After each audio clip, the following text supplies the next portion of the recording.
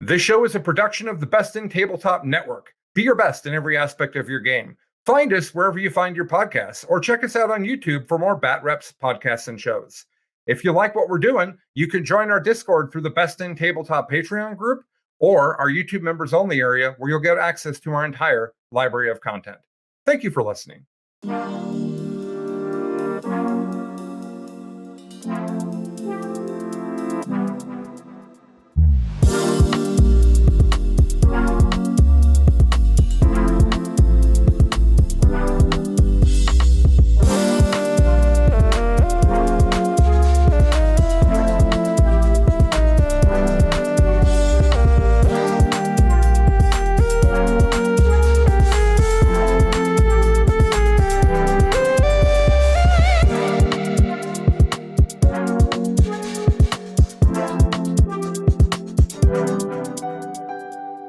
Welcome to Best in Faction, the next generation.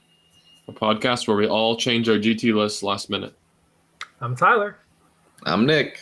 And I'm Lucas.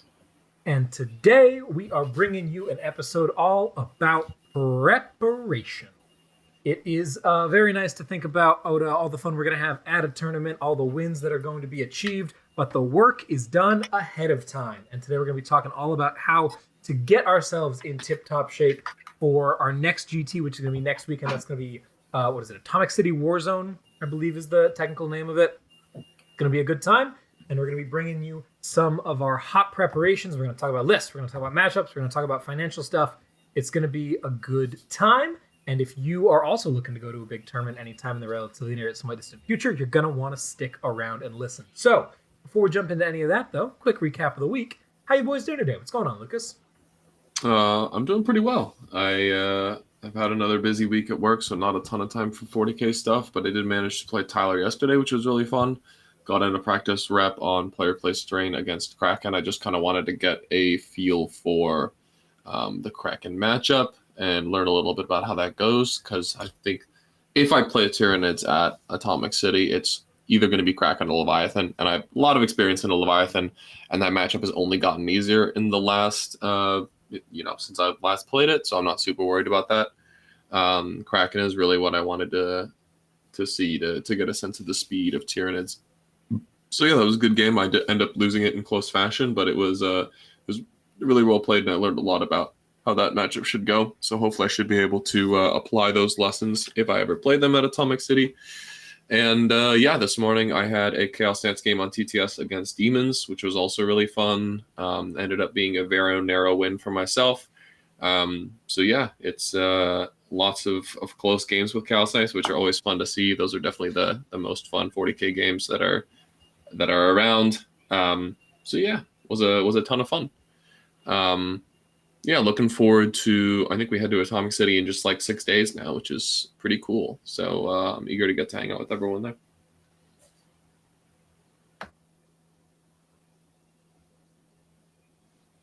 All right, if Lucas is going to forget how this works, how you doing, Nick?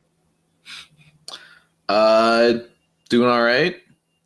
Haven't really had a ton of 40K time recently. But yeah, I am excited about Votan on the horizon. Today is their first legal day, and Lucas and I have playtested them a little bit here and there, more just to kind of see what they look like post nerf and or post points changes, and to kind of since they will be legal at the tournament, give him and myself some practice into seeing how they look like and feel like on the tabletop. So yeah, I got a practice game lined up for later today, which will be cool. So, Atomic City, it's going to be fun hanging out with everyone.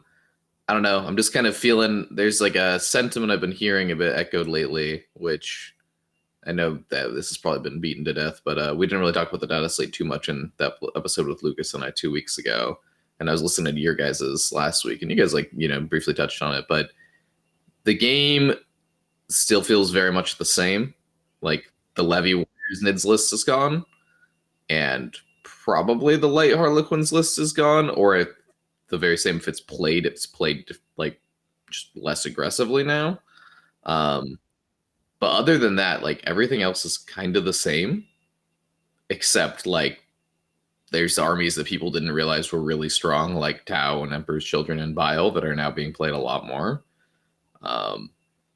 So I'm feeling a little bit of the staleness of the meta. I don't know if you guys are.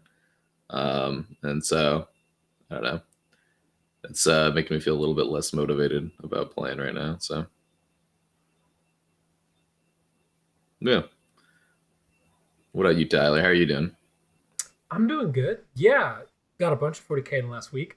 I love how Lucas goes through his last week and doesn't mention that since our last episode he won an RTT. Yeah, we did go to a little 6-person RTT, or I guess it was more like 8 people, 8-person, yeah. round robin RTT at the Retro Gamer in Beaverton, which was pretty fun. Which I did manage to win. Yay, Chaos Knights! Nice. So yeah, that RTT was a ton of fun. Got a fun game into Death Guard, fun game into Tau, and then got my butt kicked by Lucas. RTT terrain versus Chaos Knights continues to be fun, and sometimes you bet the game on going first and you don't. So good time all around. Yeah. I did have my Neurothrope kill a dog in combat, and that was all that needed to happen that game for me to care. Yes, sir. Bonk. Yeah, indeed. So that was a ton of fun. Got some more games in with Mono OGSC this week, and that was a ton of fun. Managed to edge out a Death Guard player, which is super cool. Played the Mono Nids, like Lucas was saying, into the Mono Krakatron or John Lennon's list last night. That list is insanely good. If you're playing Mono Nids and you're playing anything other than that, that's a decision that you're making. I don't support it. I mean, Snowflake all day. I'm not playing it, but I'm here for something else. So we'll see. I don't think I guess I played Forces in the RTC, so I got a little bit of everything.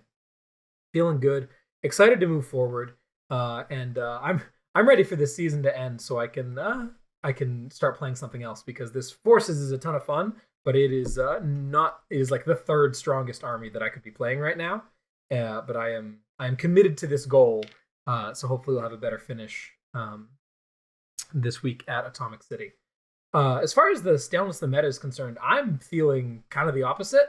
I think that there are so many different things that are interesting to play into right now, because, like you said, Tau is untouched, EC and Bile are untouched, Necrons are still fantastic, Chaos Knights are fantastic, all the other Nid stuff is really interesting. So it really feels like and now there's Votann to deal with. Like, there's a whole world of different nonsense to be ready for. Demons, oh my gosh. So I'm excited to go into the ringer here. It feels like it's a pretty open playing field, so we'll see how it checks out. And yeah, and Harlequin's totally still viable. Probably Twilight now. So that's what's going on around the horn.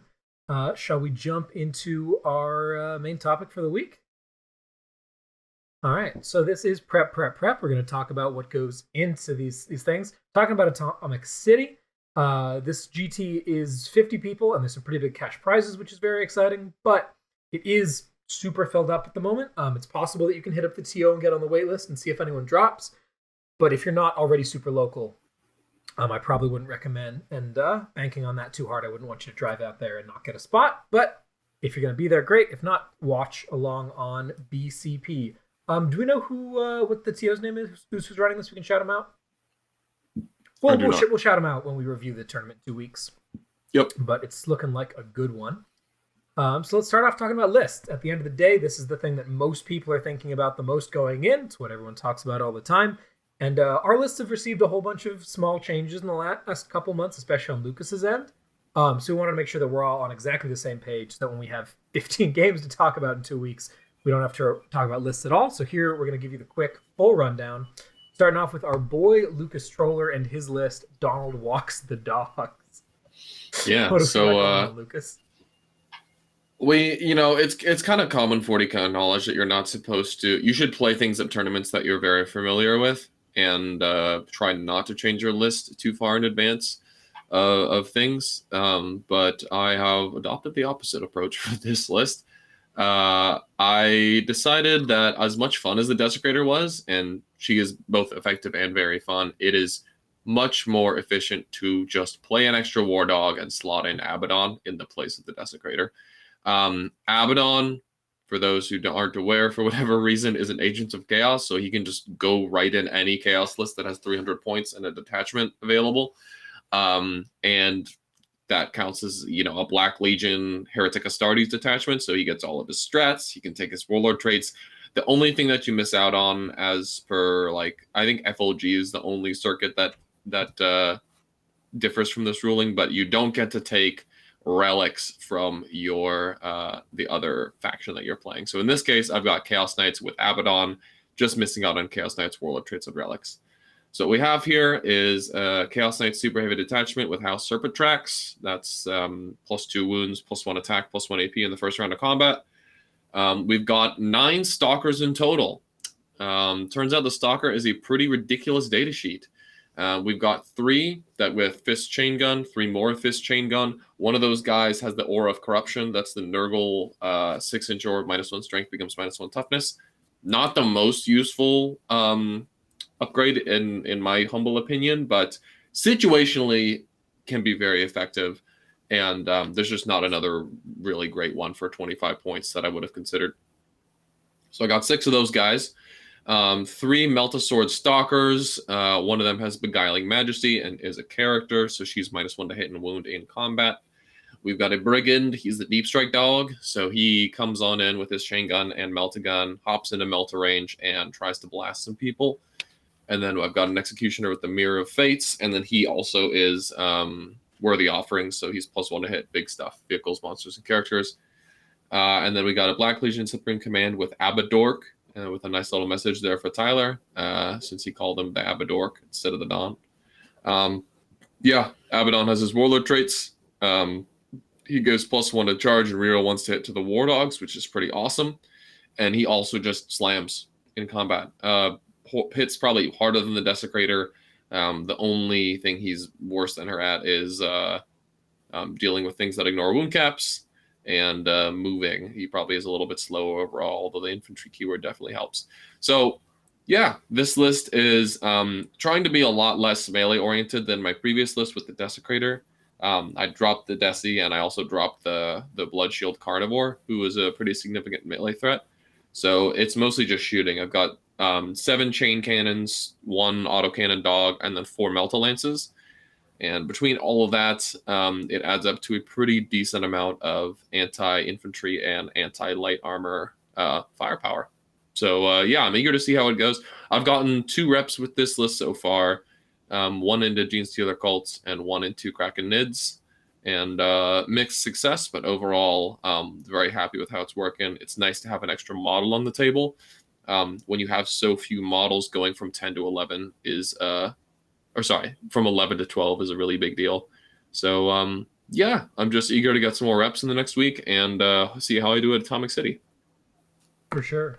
For people who may not be quite as familiar with the Chaos Knight playstyle, because I feel like they're not nearly as popular as I keep expecting them to be. What is the general game plan? You've got a pile of basically dreadnoughts at the end of the day that move a little quicker, trying to do stuff. Is this a tabling list? Is this a securing objectives list? Like, what are you trying to do at the end of the day here? It's a combined arms approach where I'm trying to do a little bit of everything very well. The dogs are all OBSEC 5, so the primary control, both aggressively and defensively, is very good. It also has a lot of damage, and dependent on the defenses of the opponent, it can table a bitch very easily. If you've never been shot by 7 chain cannons, if you don't have Armor of Contempt, yikes. Those things will shred anything that isn't AOC. And I've got just a ton of anti-infantry firepower. So I can table, I can play the primary very well. The secondary game plan is strong, but not like, Sisters or Necron strong. Basically, you take Ruthless Tyranny. I have a little bit less points in Chaos Knights, so it's a little bit more suspect, but compared to my old list anyway. But, I mean, Ruthless is still a shoe-in for getting at least 12 points if the game's going to be close. And then I did pick up an extra dog. So Storm of Darkness is a Chaos Knight secondary where you do an action of each objective once, completes in your next turn for 3 points. That's not a terrible one. And now with extra dogs, it's a little bit easier. And then usually I'm picking up a kill secondary, something like that, to fill out the 3rd slot. So yeah, it just tries to play secondaries okay, tries to win the primary fairly decisively while just running at you with enough pressure that you can't get on the objectives fast enough, or you get tabled by chain cannons. Something that I don't see a lot of people talk about either is how good the knights are denying primary, because each of your models count as a OBSEC 5 model. And we're kind of in this era of people bringing a lot of, min squad size units, like 5-man squads. We're seeing a bit of a resurgence of the big 10-man bricks, or like even 20 and like that tier, like GSC lists. But a lot of OBSEC stuff is like smaller squads, or like you can hit them hard enough to knock them down to like 3 or 4 guys, maybe one more fleas. Now all of a sudden there's like 3 guys standing on an objective, and you have a guy that counts as 5, and you pass the turn back to them and deny them 4 or maybe even 8 points.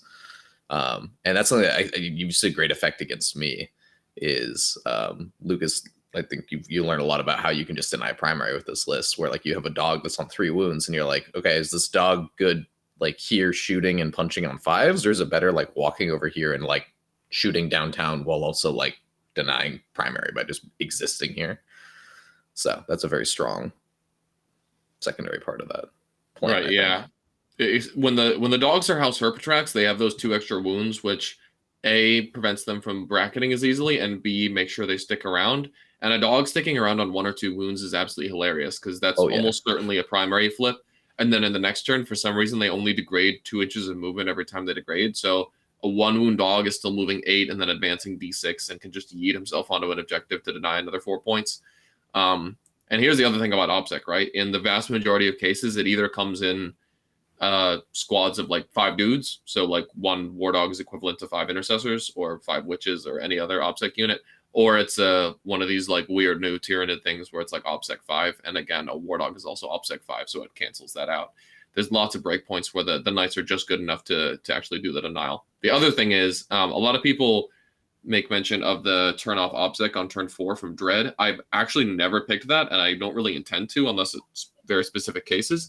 There's lots of other better options on turn 4. Usually you're just able to kill the opponent enough / use morale shenanigans to knock down their model count so that the primary flips in your favor. Some combination of Ravenous Terror Shades and just morale being very scary in general against Chaos Knights means that taking objectives from me is suspect, even with like a 10 model squad, because I can just Terror Shades them, make them take a morale check, and then more models flee. All of a sudden you get down to 5 models, and then the objective's mine again. Could you walk us through the exact mechanics of what Terror Shades is and how you're manipulating all this morale stuff? Because I know it's quite alarming if you haven't seen it before. Yeah, so Ravenous Terror Shades is a 1 command point stratagem that is used from a Terror Shades model. The Terror Shades models are all the new ones, so the Carnivore, the Brigand, and the Stalker. So everything in my army right now, that's not Abaddon or the 1 autocannon boy. You pick a unit within dread range, which is normally 12 inches, and they take a dread check, roll 2 dice compared to their leadership characteristic. For every point you fail by, you take a mortal to a cap of 6. And really where this is effective is in conjunction with turn 1, there's a 12-inch or a -1 leadership. And then on turn 4, I'm very often picking a 12-inch or a -2 leadership. So in total, you -3 leadership. And Terror Shades is used in the morale phase. So you can use it in your opponent's morale phase, in your morale phase. Oh, you showed up with your 5 dudes to try to like my objective? Take a dread check. Take some mortal wounds. You showed up with your 10 dudes to steal my objective? Well, take a dread check and then take a morale check afterward. So there's all sorts of timing shenanigans you can use to make primary yoinking against Chaos Knights really, really unlikely. Very nice, very nice. And the one other thing I wanted to hear you touch on, we talked about this, but I'd like to get it on air. That Deep Strike dog being a Brigand, I know is a very recent addition as well. You've been playing him with a Chain Cannon Fist Stalker for a hot minute. Why the switch to take the melee off the Deep Striker? The real reason why was because I was almost never making that charge with him. He was like showing up in some back corner to just be irritating, or at best he needs a 9-inch charge, so it's very unlikely to work. So that fist was very often going to waste. So why not turn the fist into a melt-a-gun? And if the opponent wants to turn around and go to some corner of the board to tag a dog, sure, then they're going to be out in the open / the dog can just shoot into combat. Any number of reasons why just tying that guy up isn't good enough. And he can still just go for the 9-inch charge something that isn't a melee unit and tie it up, be an OBSEC 5 guy on an objective, and just be really irritating. So the other thing is the bring-ins of the Melt-A-Gun. So it's really easy to just slot a Melt-A-Gun right into Melta range, dodge some dense cover and take 2 shots on 3s that are in Melta range, which is really nice. So yeah, the Deep Strike Dog isn't something I see people take a lot, and it's some pretty cute tech. I really like it. Very nice. Makes sense to me. Cool beans. All right. So that is Lucas and his Chaos Knights. Very Yes, sir. cool. Moving up next, I've got my Forces list here that I've currently entitled Forces is Still Less Than the Sum of Its Parts. I say that because I've played Mono GSC and I've played Mono Nids, and they're both definitely better than Forces. But I keep playing Forces because I want that silly little trophy. I have a problem. All right. Yeah, so this hasn't changed since Turkey Wars, so sing along if you know the tune. We're playing in Behemoth with double cover as our secondary trait. That's plus +1 to my save in a forest, +2 to my save in a ruin, basically. Got a Flower with the Reaper, Neuro with the Barb for +1 to cast and an extra spell, and then Direct Guidance for +1 to hit. 2 squads of 3 warriors, just with a Venom Cannon in each. 10 Gargs, 3 Venoms.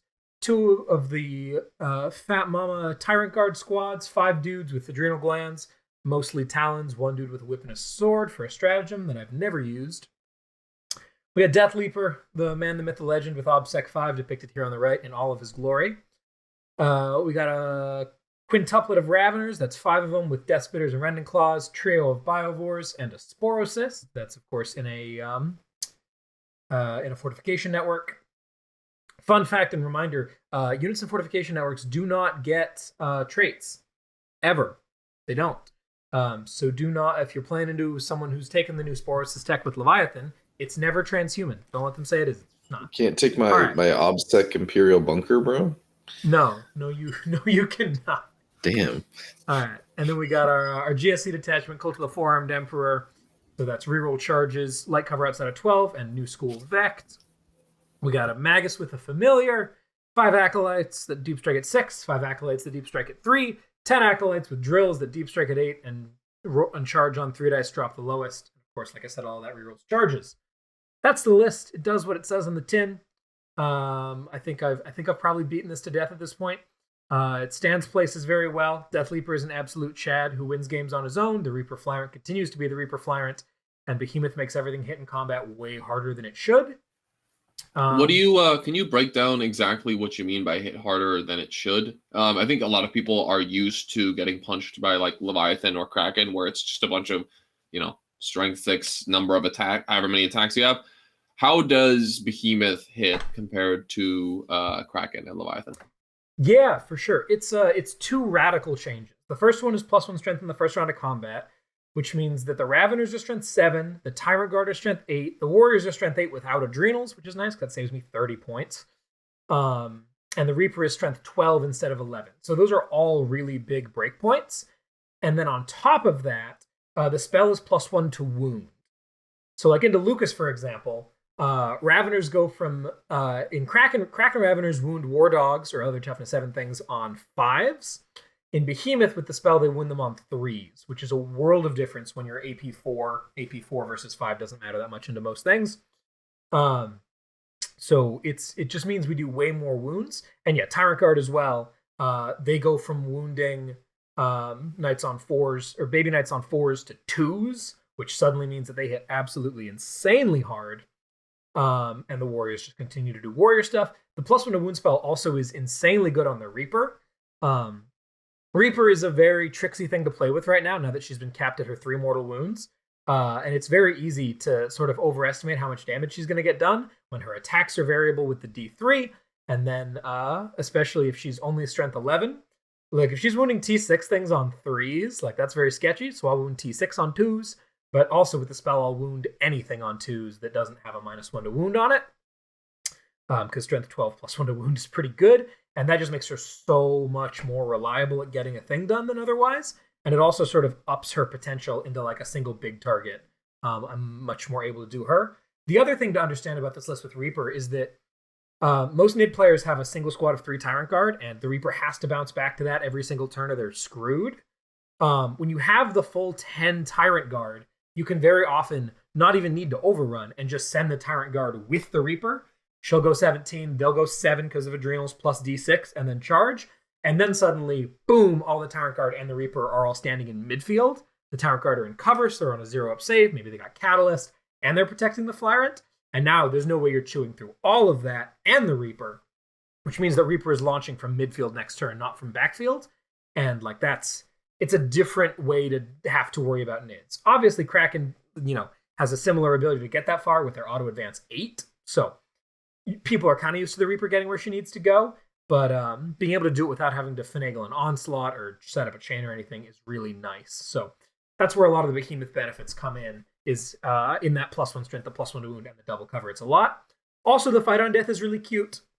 It doesn't come up a ton, but it's really nice to be able to send out like a unit of Raveners behind a wall with all the buffs and say, cool, you're not shooting them. They're holding an objective. You better charge them. And if you charge them, we're fighting on death and you're taking 30 attacks. 2-0-1, strength 7, AP 4, +1 to wound. Most people don't really want to deal with that. So it's a nice situation. Cool. So that's the forces situation. And we'll move on over to our boy Nicholas Olson Johnson talking about the good old-fashioned Triarch Extermination Force Scarab Edition. You want to run us through what you got here, Nick? Yep. This is the same list from Turkey Wars. I have like a few lists floating around, but if I were to, this is the current list I'd lock in. I might last minute switch to the double Catan list, but I was very fond of the Scarabs at Turkey Wars, so I'll very quickly run through this list. It's the pregame OBSEC we all know and love. It's got Patrol Outrider Supreme Command, led by the Silent King with his Warlord trait. We got a Technomancer. It no longer actually has Cortical Subjugator Scarabs. I cut that out of the list. Didn't help at all. It's just 10 points. Doesn't really matter. Got 5 Immortals of Tesla.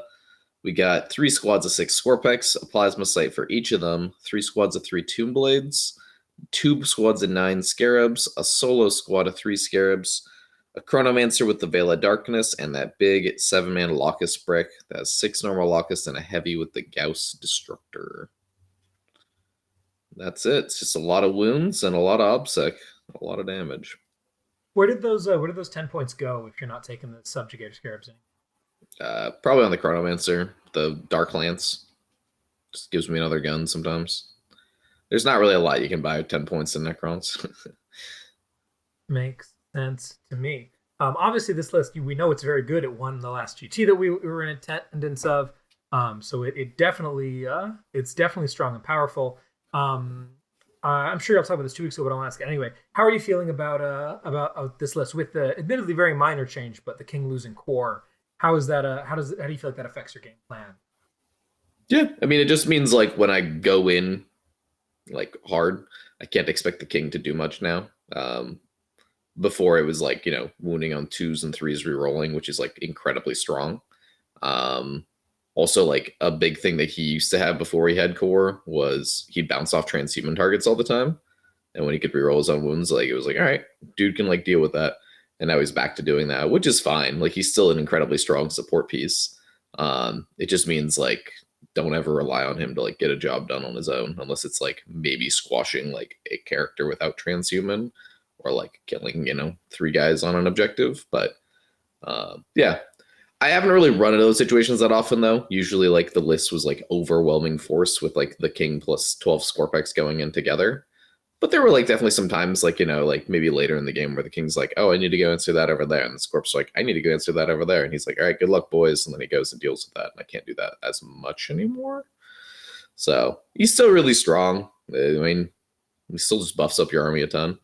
And I never took Code of Combat that much anyways, because I didn't run the Command Barge. If you were running the Command Barge and the King, this change hurts you a lot because Code of Combat was really easy with the reroll hits and shooting and reroll wounds and melee. Now a lot less so. People might, like save rerolls or save like miracle dice or save fate dice to do things like deny you your, 6 points on Code of Combat. And then you're like, all right, I killed you, but my secondary is not scoring. But like you can just fall back on your other, like one of your other really good secondaries. So it's not a huge issue. For sure. And then I know that the most recent big change for this list has been you've been faffing around with the last 200 points or whatever, and you seem to have landed pretty firmly on the scarabs. Can you talk a little bit about that thought process and why you like the little rats so much? Yeah, I don't love them because they give up no prisoners a ton. Like as soon as every like unit you decide to add in like makes it more and more viable. Like the original list that I had that was just the double Catan didn't give it up at all. And then I switched to like the single Catan Locus Brick, and it's like, hey dude, if you want like an 11, maybe a 12, go ahead. And now it's like, hey dude, you want a 21 on no prisoners? Have fun. So I'm basically handing them a 15, but I'm also like usually getting like a 42, so it's like not a huge issue. It's a little more annoying into matchups that like maybe already had like a good secondary, like a 15, and now they get another 15 with no prisoners, and then it's um, like it's a little harder into matchups that already had two good ones, and then they're struggling to find a third one. It's like, hey, here's your third one. But they're at that tournament, they were really strong at just like basically forcing my opponent to play the game my speed, where they do the thing of like, all right, we're gonna like basically throw a ton of wounds into the middle of the board on an invul with OBSEC. You need to kill them. If you don't, I get a 12, and then they just proceed to ask you the same question next turn. And if you do kill them, you probably did so with a strong enough unit that it is now worth it for me to send in Scorpex to like kill that unit. And now we're back to the same, like, hey, you come kill the Scorpex. It's just kind of playing like a very, standard trading game. The Scarabs are also like really fast. Like I've had them late game like come out and just like swarm onto a back objective. My opponent's like, I can't kill that. And then I'm like, cool, I guess I own this objective for the rest of the game. Yeah, so they're really strong at like a lot more like kind of tricksy, forcing people to play that slow trading game that you want. But they're a lot worse into rush.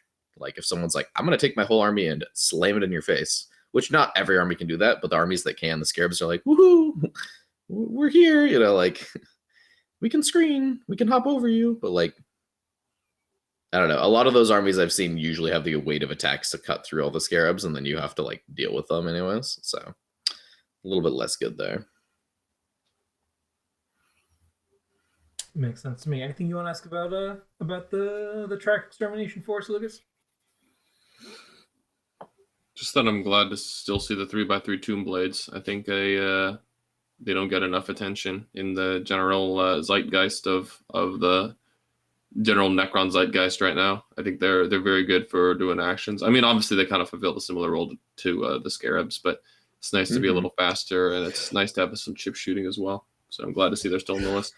Yeah, I don't know if you need the full 3 squads, but like you could definitely swap out like a squad for a spider or a reanimator or something. I'm just not as used to those, so.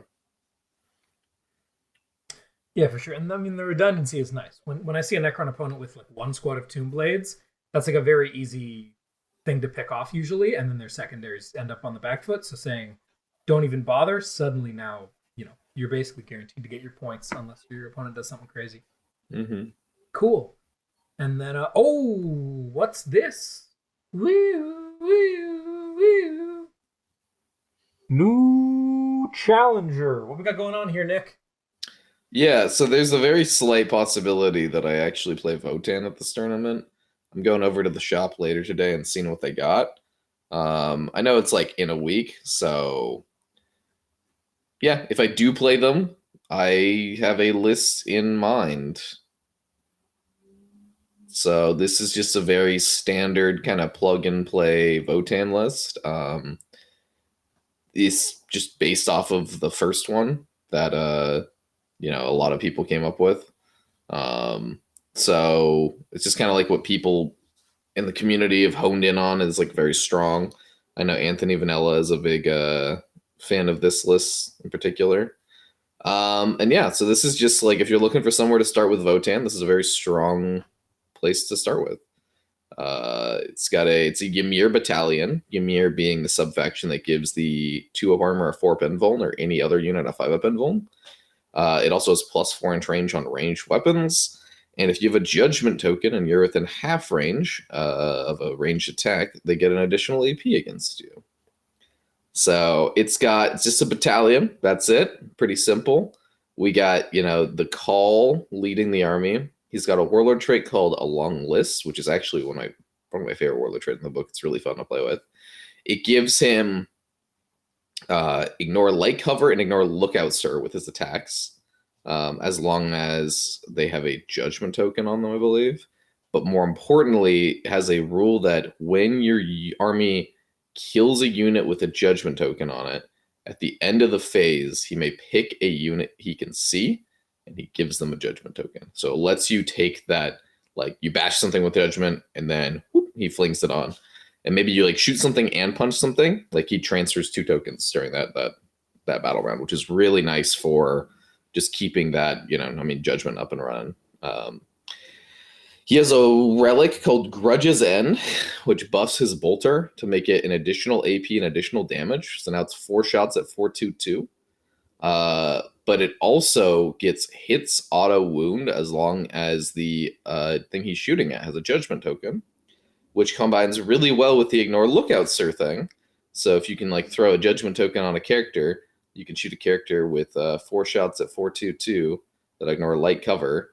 And if he's within 12-inch range, it's 4/3/2 and hits auto wound. So dude likes to snipe.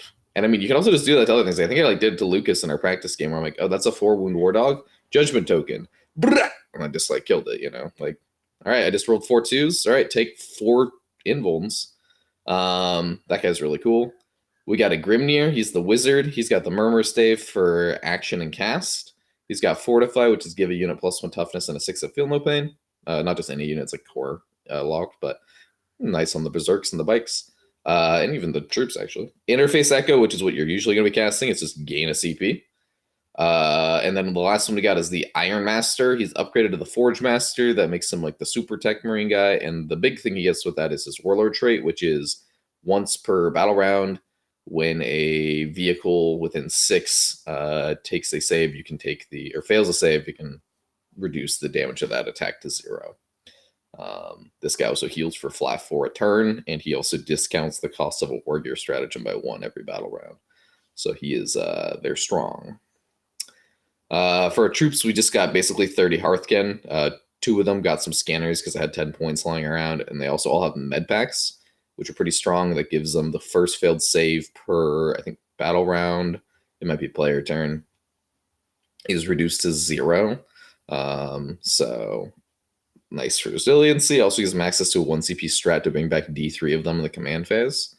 2 squads of 3 bikes with the searchlights, which gives them access to the strat after hitting you with an attack. They can give you a judgment token.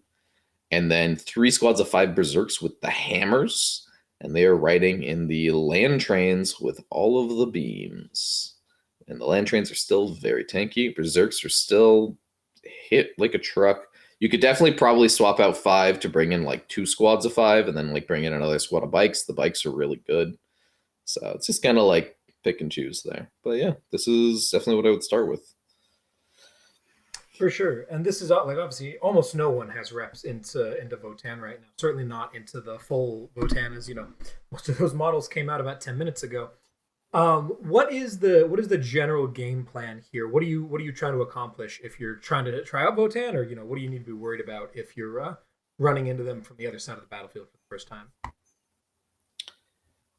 Yeah, I mean, the general game plan of this list, from what I can understand, is your secondaries are pretty okay. Like you pick the one that's like kill stuff with judgment, so it's basically just like keep killing your opponent over the course of the game. Don't let them get away. The other 2 are less strong, but like you can just pick kill secondaries. You could probably pick like some sort of psychic secondary because of your wizard can action cast, and he's like relatively safe. You want to occupy the middle of the board anyways on most missions, so like Warp Ritual is very strong with him. Yeah, the general game plan of this list is you take the land trains and you shove them as far forward as you can without them just like, I don't know, dying. And then you basically shoot your opponent with the land trains and then threaten charges out of them with the berserks. So if your opponent decides, hey, I'm going to hide from the land trains go whop and advance up the board. And then you go, next turn, I'm charging you with 15 idiots. And if they decide to try to fight the land trains, you come out and like beam them, and then your guys come out and charge them. You can do it with a land trains, like just, flying out in front. You could also do it with like a more careful approach. Like if you're worried about them getting tagged, you could have the troops just screen them. Like, it's just kind of based off how you think your opponent's going to play, what you think they're going to try to do to counter you. But the land trains are incredibly tanky. I think that the worst thing you can do is full commit to kill them and then bounce, because then they will shoot you and the 15 guys inside of them will slam you. But if you just kind of sit there and wait, I think the Votann just like grind out primary and like have enough of a secondary advantage. Like their secondaries aren't bad. They're not insane like Necron level, but they're just good enough. So just to recap the exact tankiness on those silly trains, they are toughness 8, 16 wounds? 16 wounds. 16 wounds, 2 up armor with void armor, so basically a 1 up armor, no rerolls to wound. Yep. 4 up invuln from Ymir, and then they're getting a save blanked every turn from the Forge Master, the Forge Master, and then the Forge Master is healing them for flat 4 a turn as well. Yep. Yeah. There's also a lot of other things. Like if you ever, he gives 1+1 to hit in the command phase. If you ever like, man, I got one of 4 wounds, at least it's going to be hitting on 5s. They got 1 CP fight on full. So these things are just, baby knights basically. The amount of damage they can do is still obscene. I know that people are like kind of talking about how you could position your army to make them slow roll the beams, but like the amount of thinking you're gonna have to put into like that, I think it's very likely that you might accidentally mess it up, and then like you go to remove the model to stop the beam and realize you're breaking coherency, and they're like, cool, I'll kill half your unit for free, dude. So yeah, watch out for that if you're trying to like big brain it. Yeah. Definitely. All right. Well, we'll talk a little bit more about the dwarfs later on. Spoilers. But yeah, very cool. Very excited to see you play either of these. If hobby and models were no object, and this tournament we're on TTS tomorrow, basically, which do you think you'd be more inclined to take? Oh, I definitely play Votann. I know Necrons are very strong. I'm just like a little bored of playing the same thing the same way every single time. I was really hoping the data slate would shake things up, like give us less autopilot options. So I'd have to like, what's the word? Think through some matchups a bit more. I'm not winning every game. There's definitely still some games that are tough. But like your game plan boils down to basically pick the same 3 secondaries and like try to make your opponent not play the game with you, which after, 5 months of doing that is kind of boring. So yeah, Necrons are definitely a very proactive army, not a very reactive army. They have a plan. They're going to execute it. The onus is on your opponent to stop it. If you do, cool. You probably don't. So I'm probably going to. And I can see how that would get grinding and unexciting after a hot minute. Yeah. So Votann are new. Votann are flashy. Votann are funny. So I'd try them, even if I don't think I'd win the tournament with them. I'd definitely try them. Yeah, and as you discussed earlier, they definitely have a number of different game plans that they can try to execute on.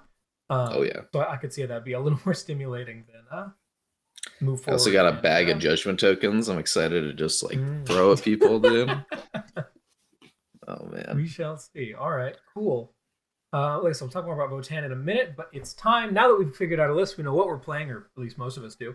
We're going to move on into matchup preparation through a segment that we have delightfully called Man versus Matchup. This, I believe, is its 3rd recurrence here, but it'll be a little bit of a shorter version as we're trying to keep this episode a little bit tight. Lucas, you want to walk us through how Man versus Matchup works?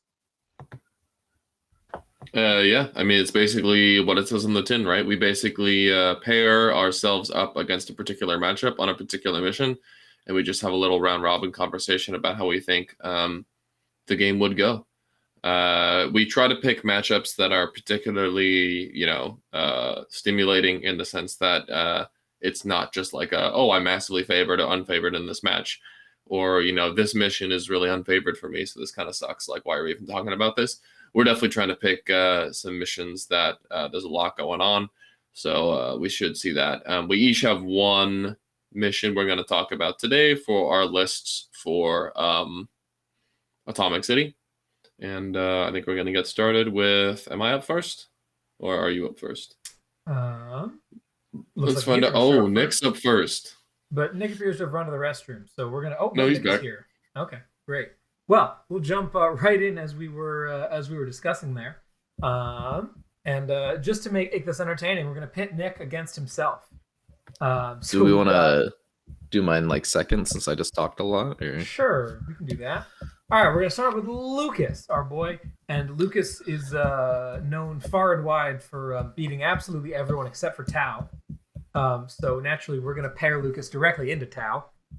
And we're going to play on Abandoned Sanctuaries, which I think is an interesting mission for this matchup because Dawn of War is generally not great for playing into Tau because it means a whole lot of shooting angles, but it's also quite good for Lucas because it means that the Tau have to get close to him. He doesn't have to go far to get on the objectives, and we'll see how it goes. So, Lucas is going to play into Tau. We're playing, I'm guessing this is Tau Sept. This is probably Farsight, right? Because there's 3 commanders. Or maybe there's 2. It doesn't change my game plan all that much. Yeah, or what's going to happen. He's got 3 commanders, and there's 2 squads of 5 crisis, a bunch of crude idiots, a pair of bombers, and a pair of hammerheads. This is sort of the generic Tau build. And those crisis suits are going to be rocking like a bunch of plasmas and sibs. Maybe some of them have burst cannons, but it's a whole lot of firepower that Lucas wants nothing to deal with. And we're playing Abandoned Sanctuaries. So what is your thought process going in? And we'll start breaking down things like whether you go first or second in a minute. But talk about this matchup as a whole.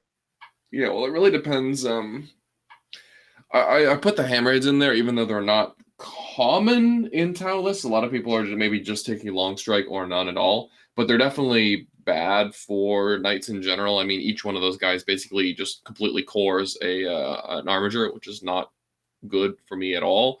And my previous deterrent to that, which was you gotta, I'm gonna hide from you on turn 1, and instead you're gonna shoot my desecrator, or maybe I don't hide and you're gonna shoot my desecrator, so you don't have any hit rerolls and no wound rerolls. So let's hope you roll that 3 to hit and 3 to wound. That doesn't work super well because now the hammerheads just hit on 3 into an armiger, wound on 2 into an armiger, rerolling, and all of a sudden the armiger's dead. So the hammerheads are bad. The bombers are also bad because each one of them kills like 2/3 of an armiger. So depending on what kind of weapons their crisis have, and if he starts any in Deep Strike, he definitely should not start any in Deep Strike. I will probably have to do some hiding this game where I use a combination of trying to deploy far away from him plus a forest to hide some armigers because I won't be able to hide all of them. And then the important ones, which are all of the chain cannons, are going to go behind walls. Why are the chain cannons the important ones? Well, the reason is Tau are not an AOC army. So those crisis suits will die like hell to chain cannons if they're ever, even if they're in cover. Just weight of shots at strength 6 -2/1 damage will add up into them. So probably what I would try to do is put 2 centrally located buildings just outside my DZ to hide the 2 squads of 3 chain cannon armigers and just hope that's good enough. And the other guys, I'll just tuck into a forest. Obviously, the hope here is to go first. If I can go first and start the game, 8 to 10 inches off his DZ and say, sure, you can kill 6 or 5 or 6 of my armigers, then I have another 4 or 5 left and the Dawn who comes in and just slaps you. That's kind of my game plan. Some kind of mixture of that playing aggressively, ruthless tyranny. For secondaries, it's kind of tough because Tau is one of those armies that does not give up many kills. I'm probably going to kill all the recruit in crisis though, so no prisoners, just for reliable like 7 or 8 points. Ooh, that's not amazing. Man, that sounds awful. Fitting challenge would probably be their crisis and one of the hammerheads. That might not be terrible. Yeah. That might not be terrible. It's probably going to unfortunately come down to 2 kill secondaries, and I'm going to win or lose this game on how well I can momentum them off of the primary in the first 2 or 3 turns. If I kind of crash and he holds me back and then tables me after 3, then it's probably going to be a loss, regardless of what secondaries I have, irrespective of what secondaries I have, rather. But if I kind of crash on turn 2 and blow through his screens and start limiting the number of units he has, then that's the kind of game where I might be able to win, again, irrespective of secondaries. I think this game is really going to come down to momentum much more than the secondaries I have or that he has, because he's going to take big game, he's going to take decisive action, and I keep seeing people take aerospace, but that's probably a humongous mistake. I don't think aerospace is the right call at all. The question is, what should he take instead? Maybe there isn't a better option. Aerospace is the call. But either way, he has a secondary advantage, and it's all about momentum in the first 3 turns. So this is definitely a challenging matchup. It's aerospace, or he takes a 5 on banner, and I think he takes aerospace. Yeah, that's true. He could take like the whole like kill units in Kaoyan, but I don't think that's good because most of my units are going to be dead by turn 3. Yeah, it's kind of an interesting spot here where, like, if you go first, things don't look that bad because he has to redeploy his planes off the table. Yes, he has to, and that means that the planes are off, and then he and then between all the shooting angles I can cut, I can probably pick up and Ravenous Terror Shades as well. I could probably scoop most of his chaff. Yeah, I bet you could probably cut a good beat on a hammerhead as well and take one of those out. Maybe. I'm assuming all of his shooting is hidden. If it's not hidden, then obviously I will shoot at it because I don't care about the Kroot very much. But hiding space is at a premium, and a lot of the Tau units have big footprints. So I'd say at the very worst, I'll have some Kroot to shoot at, and I'll definitely just pick them up in a big hurry, which not only will activate Pacts, which is really nice, but it will also just limit his ability to step on those 3 middle objectives until much later in the game once I'm dead. For sure. And also, if you're going first, his planes are off the table. That means that you get 2 full turns before he does anything with planes. So, like, yeah, maybe he kills 4 armigers on turn 1, and then you're probably killing both hammerheads and starting to work on Crisis. Like, that seems like an ideal game plan here for how this works out in your favor, and you're obviously going to punish the OBSEC really hard. Because if you have 2 dogs on an objective, 10 Kroot aren't taking that through Terror Shades.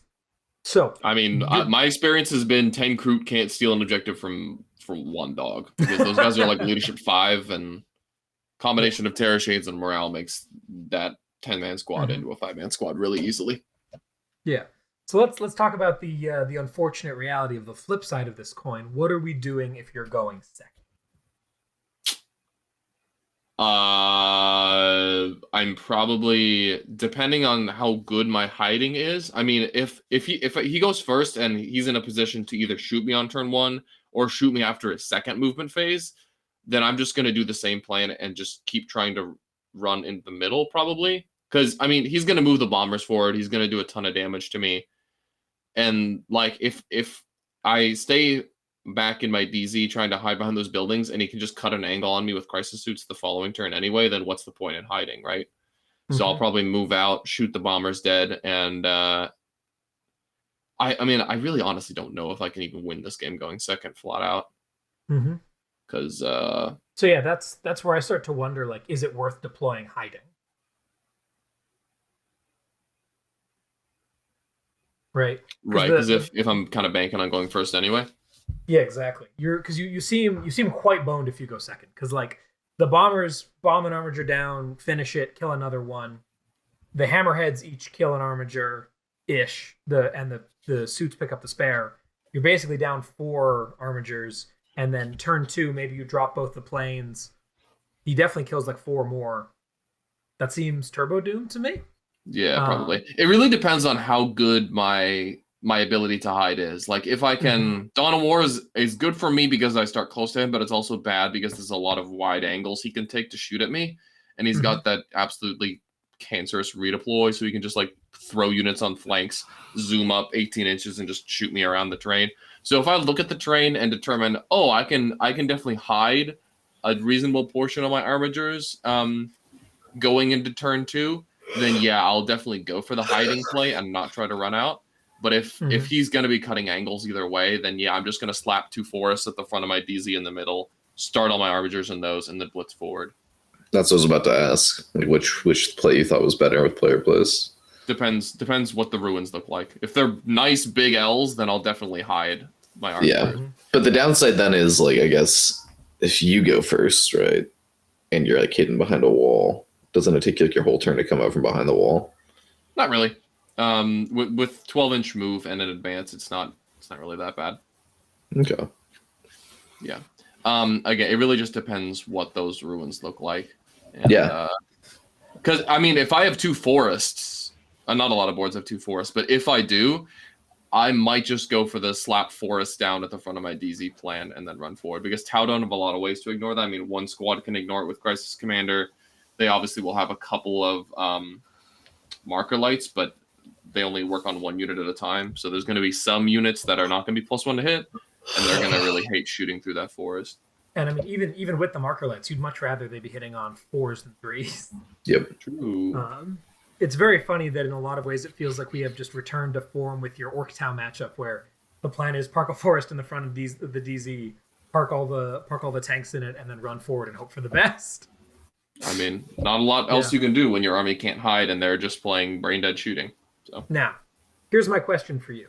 Yep. Let's say that you only have 1 forest and no crates, and you are the defender. What are you doing? 1 forest and no 1 crates? forest, no crates, and then a decent number of ruins. What are you doing? Are you slapping that forest down to make the midfield wide open all game? Or are you putting it in your DZ where you can benefit from the dents? I'm probably going to put in my DZ to benefit from the dents. I'd probably try to... I mean, L's on the middle objectives are actually useful in the Tau. Usually I don't like putting L's on midfield on midfield objectives because they move block me a lot. But given that I'm OBSEC and he basically has no OBSEC and his only way to kill me is shooting, towing an L onto one of those objectives and then being able to hide a dog behind it is actually pretty useful, because then he has to come all the way around to get close to me, come into the danger zone to shoot that dog. So I'd probably slap down a ruin on a midfield objective if I get the first drop. Good observation, for sure. Yeah, it's interesting. This is definitely one of those games where, like, there's a very real chance that if you can just hold that damn middle through a turn of Tau shooting, you're just getting 12s. Because he's going to have, depending on the terrain, he may have a hell of a time being able to hide on those center objectives. And if he's just going to like run over with a little bit of crew, and you get to Terror Shades that down, like there's potential for a lot of early game points here. So I'd love to watch this game. Hope it happens. I also want to see what the Dawn does to Tau. Yeah, That's true. He is a big baby. problem for them. I'm honestly just going to start him in the middle and go straight for their home field. Yeah, dude. Yeah, he's definitely got that. I'm a Red Corsair! Exactly, that Red Corsair stratagem on tap. Very cool. Do you have any way to mitigate Overwatch with this list? Nope. Send in the Dawn, baby. He can't die on Overwatch. I was thinking the opposite. Send in anything but the Dawn, so that the Dawn doesn't have to lose a phase. Yeah, send in the nearest stalker. Die for the gods of chaos, buddy. The -2 to charge is such a hassle for this army, guys. Yeah, It's really bad. Yeah, really. The Deep Strike Brigand is real nice in this matchup, I will say. He just shows up and decides to eliminates a hammerhead, yeah. Or a commander or something with his dick in the wind. Oh man, that how players get so sloppy these days is with their character screening. No one has Deep Strike shooting. That's not a thing. I don't know. I've seen some cool shit where they'll do stuff like if they have 2 drones on the commander, they'll like, and you're like, okay, do I shoot the big shots or the little shots first, right? So you shoot the little shots first, and like, I'll kill 1 drone and then put the other ones on the commander, and then you go big shot, and they go, oh, that one went through. Drone stratagem, blow up the drone next to me. It's like wild that you could do that stuff. Yeah. I learned you could save your protocols a plane the other day, and it like blew my mind because I'd never seen a Tau person do that. Yeah, I'm like, yeah, King just insta-kills a plane if I go first. And the Tau player is like, no, I just saved your protocols the second one. I'm like, why has no one done that to me, dude? Like, what? All right. Anyways, yeah, if you're Tau players, have your drone fly in front of your planes. There you go. Well, the reason why, Nick, is because usually Tau players are, they're not the brightest breed. No offense. You guys are idiots. Lucas is molding. I am molding, dude. If I lose a game, it's because my opponent, his army is OP. Yeah. That's the only reason. Full beans. All right. Says the man with like 200 gun. Sarcasm, by the way. Sarcasm. I don't have 200 guns, Nick. I only have like 150 shots. Yeah, like 150 shots that move 14 with an army of OBSEC 5. Move 12. Don't spread fake news. Bummer, dude. What are you possibly gonna do with your assault weapons? Oh my god. Why are chain cannons so? Anyway, cool. Why are you bad at the game?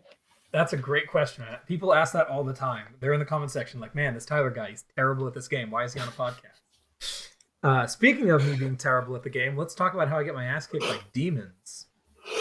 You want to walk? Oh, Pierce the Veil, bro. Stonks on Pierce.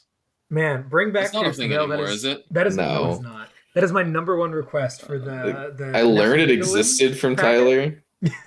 And That's then your 2 weeks later, number they got one rid of it. request for changes to the Nephilim packet? Are you smoking crack?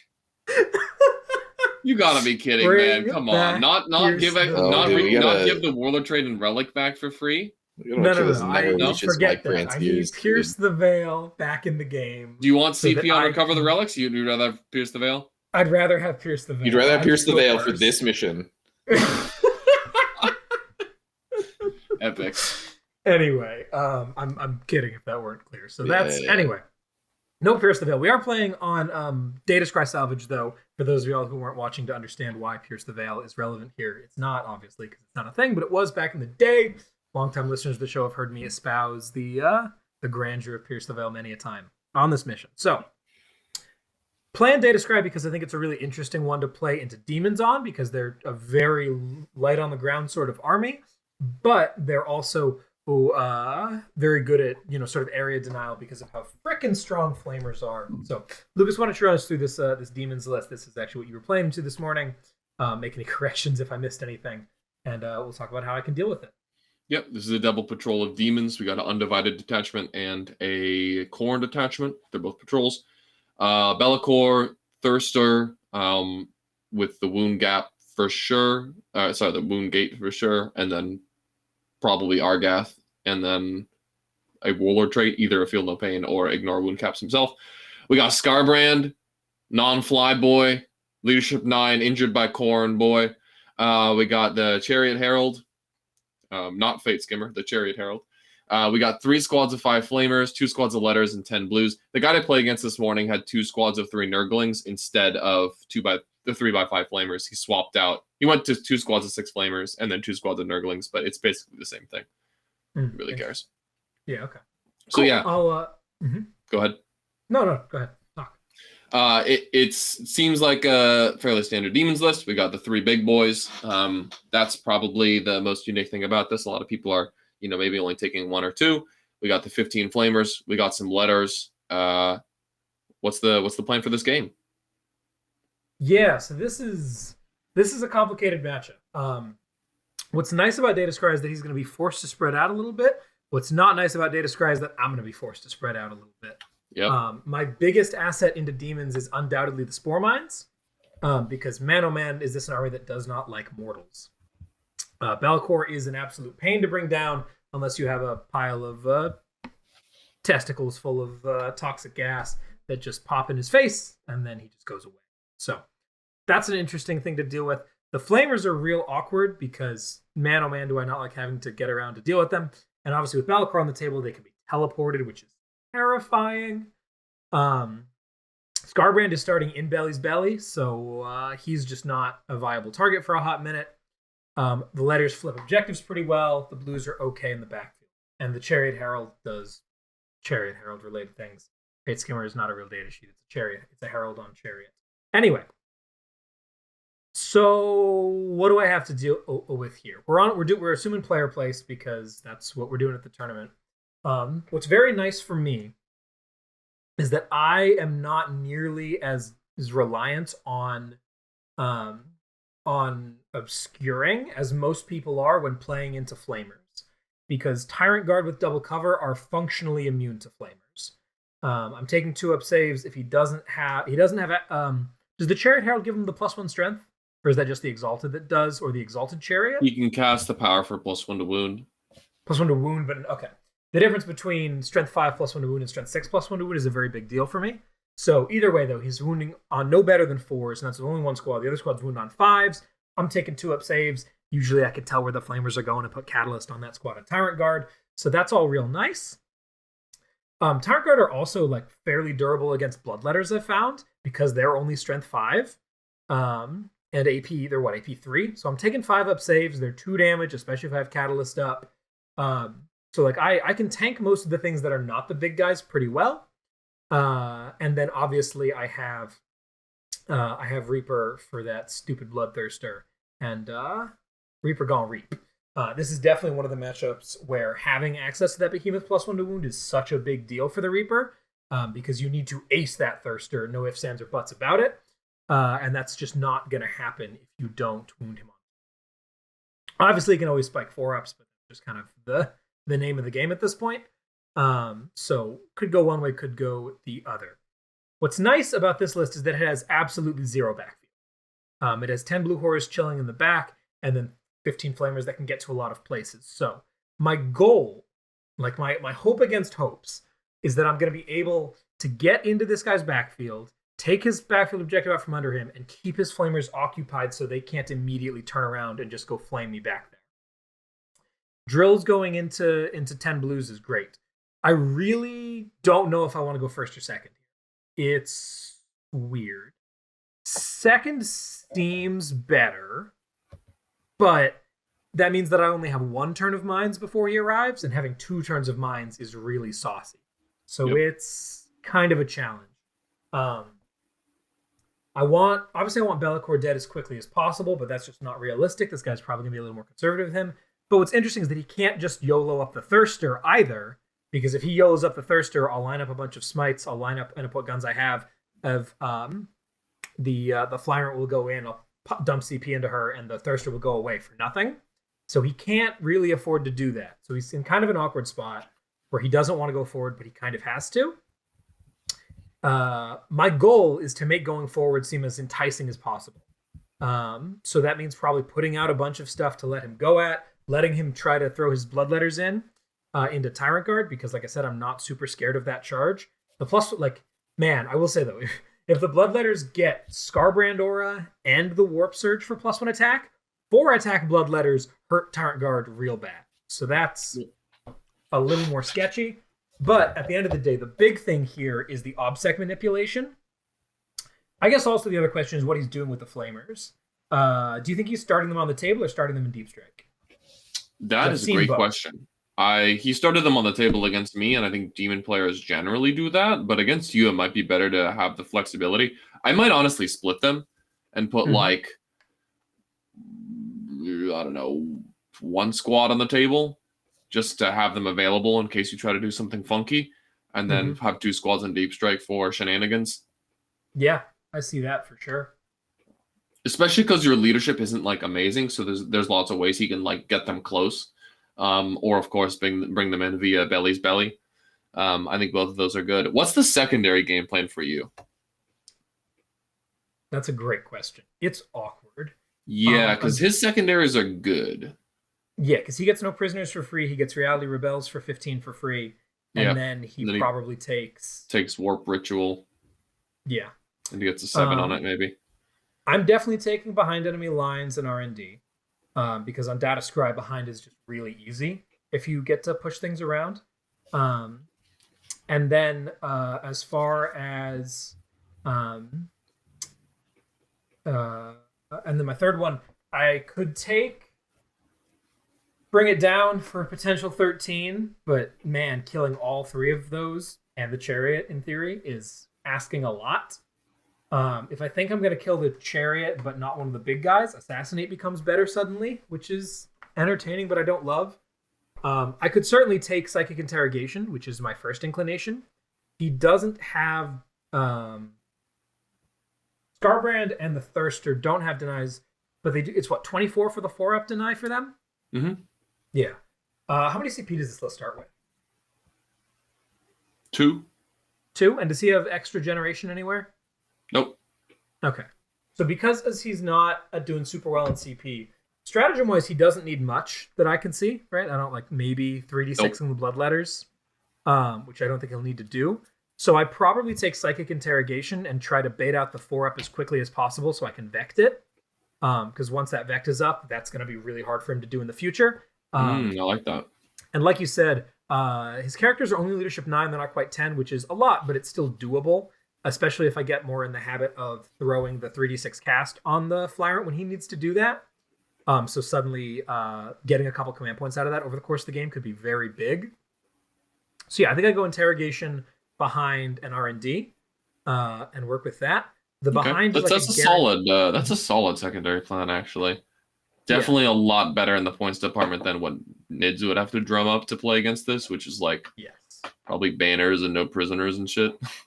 Yeah, keep in mind with behind, he does get to deep strike within 3 in his own DC. Oh, that's kind of true. Very true. The idea on my part is that if he is deep striking his dudes, other than the flamers, that don't, like the ones that care about the 3-inch deep strike that need to move really fast, he is leaving half the table open, essentially, in order to do that. And I will score 8 points regardless of what he does, right? I have 4 units that deep strike at very close ranges. That's 8 points. It just is. It's only 1, 2, 3, 4. It's only 6 if I have to go for the R&D in a quadrant elsewhere with that squad, because I don't believe that there's enough of a corner down there to R&D from while within his DZ. It might be in the top. I haven't done that math actually. Huh? Do you guys know that math off the top of your head? If on Data Sky there's a spot where I can fit 5 32s within more than 22? 6? Absolutely not.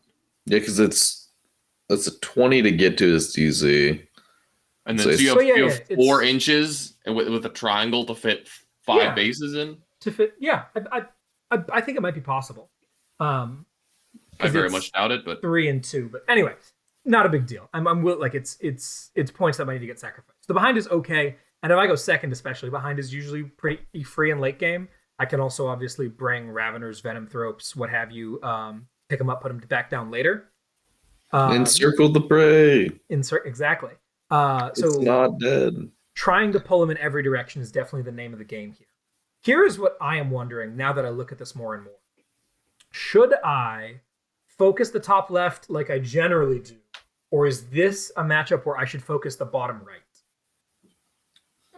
I think you're going to win this game by beating him on primary. Mm-hmm. So I would definitely lock down your top left and then try to play for his close objective. Mm-hmm. That's my initial take anyway. Were you considering something different? I was considering saying like, hey, okay, I'm not going to leave a ton of stuff over here, especially if I'm defender and I just have a great wall. I'll have Death Leaper, I'll have Spore Mines, I'll have a squad of warriors, some nonsense up in the top left, and then basically saying, cool, they're going to hang out over there. If you want to send stuff over, you'll kill through it eventually. But in the meantime, all of my meat is going to rush directly at your bottom right, including all 10 Tyrant Guard, take up positions on cover down there, and try to lock in that section. So now if you want to actually be taking objectives from me easily, you're going super distant and getting super spread. And if you go for close, now I get to punish with all my stuff. I've never done this before. This is not at all how I usually play the game. But I'm looking at it right now and I'm kind of intrigued. I was also considering, what about the flip where you put all the spore mines down bottom and just like shoot them behind a building that's like, 4 inches off the midfield line. Yeah. And all of a sudden you just run those guys out onto the objectives and blow him up. Because he doesn't have a lot of wounds for sitting on objectives, right? So if you just throw 14 mortals at him via spore mines every turn, like probably knock him off each objective. Definitely. And especially if it's also just every model that I kill out of a flamer unit is a massive success. Mm-hmm. Interesting. So there's a couple different. I'd be curious to run this game through if you have some time later this week to run it, Lucas, because this looks like a lot of fun. For sure. And I'm not really sure how I want to do it. Yeah. Cool. Lots of interesting options.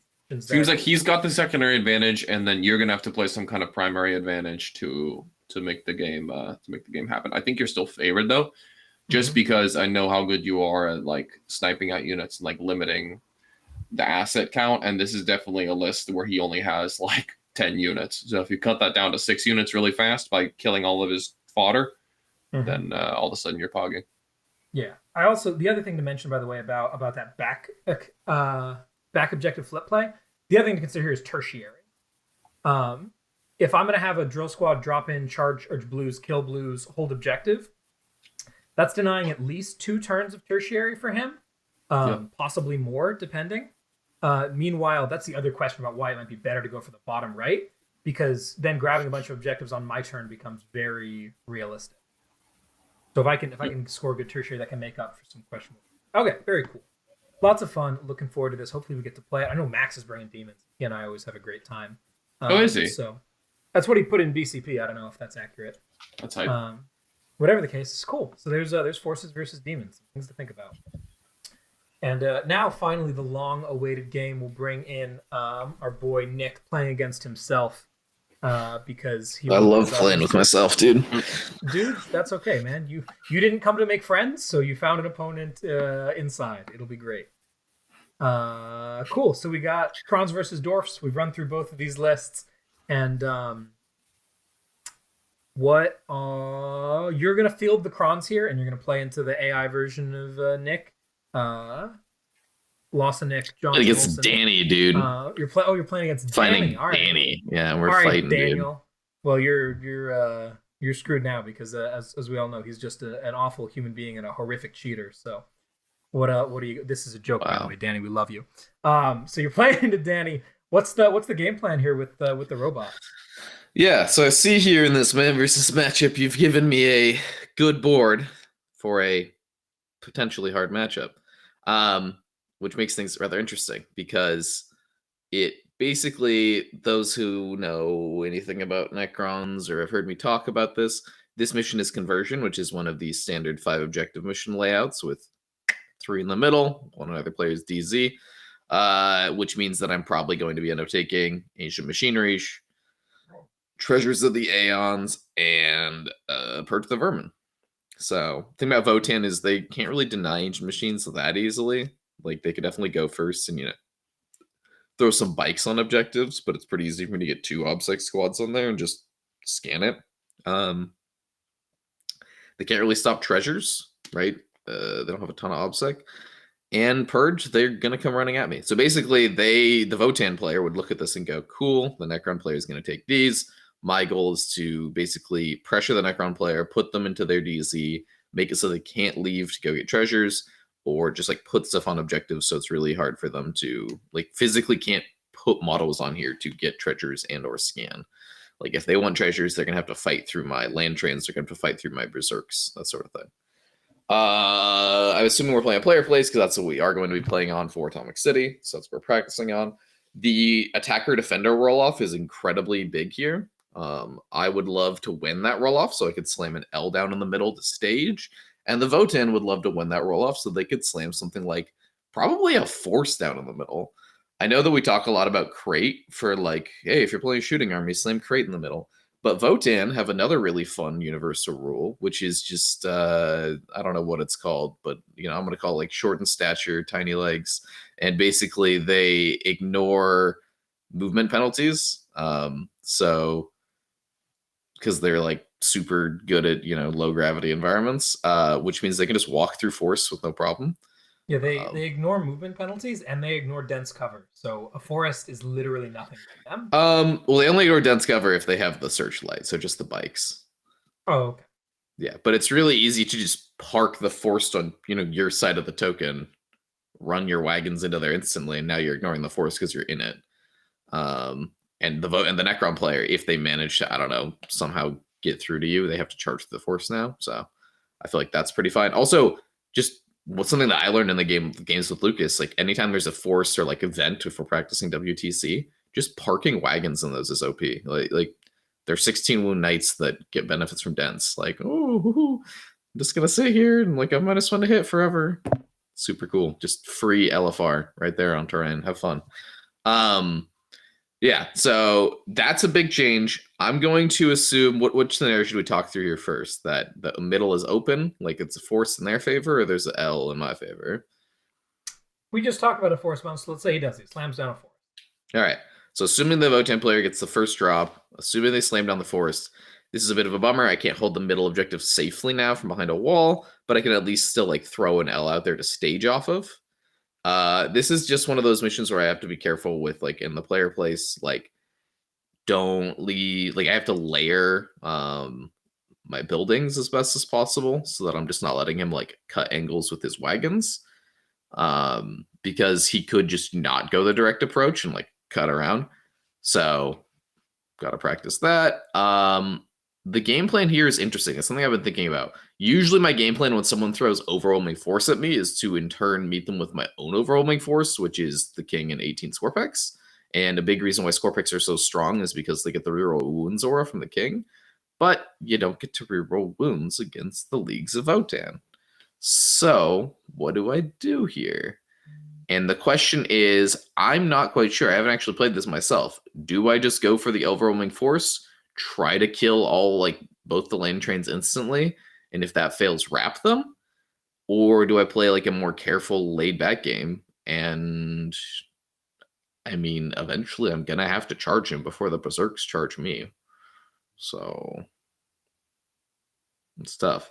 Yeah, I gotta wonder if there's a world in which between 18 Scorps and a giant pile of Scarabs, you can't like put both of them in that forest, fully encircle both of them, such that there's no way for the dudes to disembark, even if you don't do a whole lot of damage. I think that's the plan. I mean, obviously, the best answer is if he doesn't screen with like the Hearthkin, just fly the Scarabs up and go, I'm tagging and wrapping up like the wagons next to this turn. I have 9 obsec models to your 2 wagons. I'm going to go hold this objective here, maybe this objective on the bottom right. Back to you, bro. That's something that Tyler and I figured out in our practice game is one of the biggest weaknesses to the wagons is, yes, they can advance very far forward, but then they leave the rest of the army in the dust. And if your opponent has any sort of like obsec trash, they can go in, touch the wagons. The wagons have 6 attacks, but they're hitting on 6s, so they're not going to kill you. You go, cool, I have like 7 obsec models remaining to your 2 non-obsec models. I denied your primary, I pass back to you. And now the Votann player has to decide, do I fall these wagons back and do nothing? Or do I like just shoot them into combat and maybe kill the gargoyles? And you could do the whole like shoot and then declare out, but like there's nothing else to shoot because the player's still hiding, right? Mm-hmm. And then next turn they do it again, and now your wagons are basically stuck in the middle for 2 turns and not moving forward. So I think if your opponent has any sort of obsec trash, you need to screen with the pioneers because 1, those are obsec models, so they can't do this whole flipping objective from you, and 2, they can't tag the wagons, so they can't. They can't. Eventually, there's going to be a point in the game where you have to like maybe slow them down while getting stuff out there, like exposed, and if they can't tag your wagons, they can't come out into the open. So, now this is depending on my opponent. Obviously, if they let me tag them, yeah, I'll send them to Scarabs, and like we're gonna play this waiting game because I think I win the long con. Right? If they take the kill units with judgment, and I'm behind walls, they're never gonna be able to put judgments on my guys. I just gotta be smart and like not leave Scorpex on objectives at the end of the turn. Yeah. So you also get to do like the funny counterplay where you can have like Tombblade squads run up and do the action and then hide for the rest of the game and deny them points that way. Yep. Because you don't get to choose whether or not to put the tokens on, right? Is that what we decided? Yep, it just happens. Yeah. When a enemy unit completes a action or when an enemy unit kills a unit of yours, they immediately receive a judgment token. The only one you really choose is at the end of your opponent's turn, you select a unit on a objective and give them a judgment token. But turn 1, I just I take everything off my home objective except the immortals, and I'm like, cool, bro, give them a judgment, have fun. Those immortals just chill out for the rest of the game. So the secondary is good, but there's definitely ways to play around it. Oh man, this is like cranial feasting, but way funnier and also harder to pull off, and I absolutely love it. This is great game design by GW, I gotta say. Yeah, this is the kind of counterplay I want in this game. The immortals not looking so immortal now. I mean, them 5 wounds at what are they? Toughness 3, 6 up armor probably. T5 3 up armor. Like they're behind a wall on my home objective. Yeah, they're not. Yeah, I don't think the Votann are getting there for a bit. Nah, dude, they'll do it. Those berserks, I mean, those wagons are fast, and they berserks have a 20 threat range out of them. But once they're out of them, they're kind of just like dawdling around for a bit. Yeah. So, and I think obviously if you windmill slam a building in the middle, it's even easier for you because now you can stage further up while you pin his wagons with scarabs. Yes. The pinning with scarabs. This does seem to be what folks have found to be the first like exploitable weakness of Votan is the fact that basically nothing can fall back and do anything. And also, like, the wagons are kind of big, bumbling, huge, dumb models. So you can, like, pin them super easily. You can tag them super easily. And, like, all they can do is shoot into combat, which obviously is, like, does a lot of damage. But you hold them up for an entire turn with one shitty unit of chaff. Yeah. So that's definitely a trade. It seems like you're consider worth making. Yeah, and I will say it's important to note that actually pretty much everything else in their army can fall back and shoot for a CP. It's just the wagons can't. But those are what's scary. Really? Is that Yeah. is that just a generic They strat? have a generic strat, 1 CP, core unit, fall back and shoot. And also core unit heroic as well? Yep. That's I guess everyone needs those now. Yeah, I forgot about that one. Ugh. at least with that one, they have to like put the berserks out in the open, right? Like if they're heroicing with bikes, it's like, all right, cool. Like nothing but, like, punches well in the army besides. It can be a cute way to like get more obsec bikes onto places. Yes, but, yeah. that's true. But yeah. What else? Oh, my shooting at least isn't damage 1. Something we found out with the berserkers. Oh my god, dude. The fort filmed no pain against damage 1. That was Lucas- so toxic. I absolutely hate you for doing that.